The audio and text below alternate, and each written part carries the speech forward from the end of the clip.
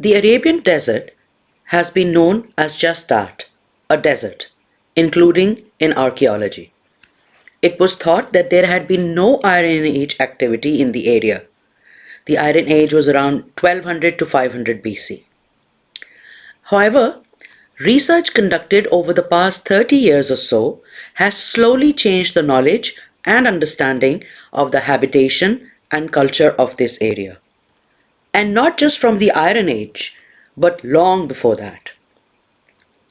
Thousands of stone structures, first discovered in the 1970s, and which are from 6500 to 2800 BC through to the present, have been identified across the region as well as the whole of the Arabian Peninsula.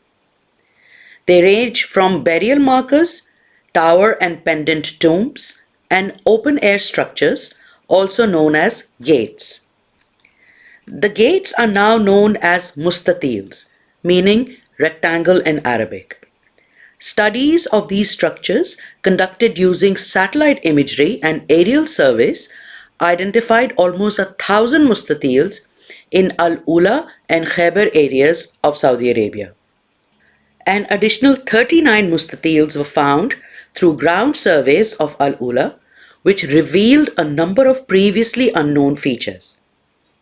Recent excavations now show that the mustatils functioned as ritual structures in the 6th millennium BC, making them one of the earliest and largest ritual monuments.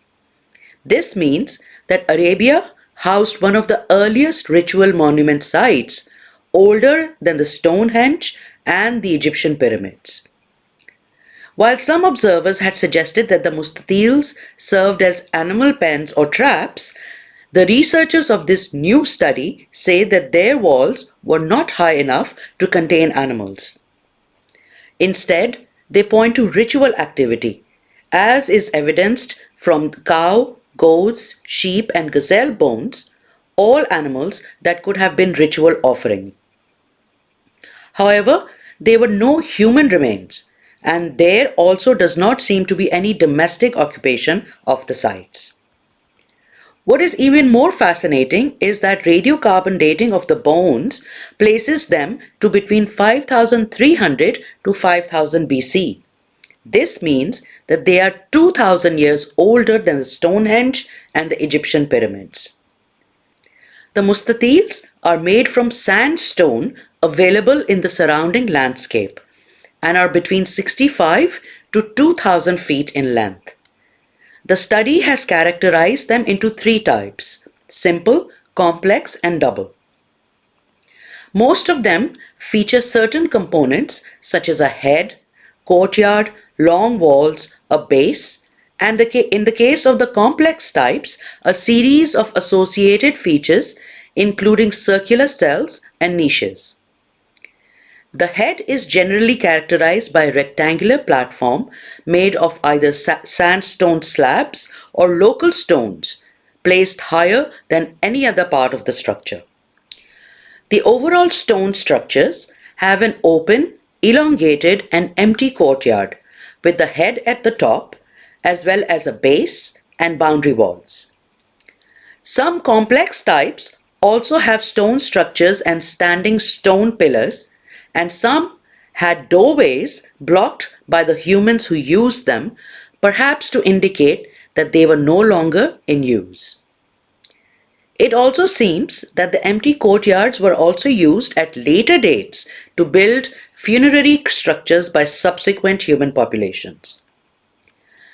Other platforms related to the mustatils have also been found in the same range, many of which are oriented parallel to the mustatil, either next to its base or outside the long wall. The study authors suggest that both the mustatils and these other platforms had some sort of a related function.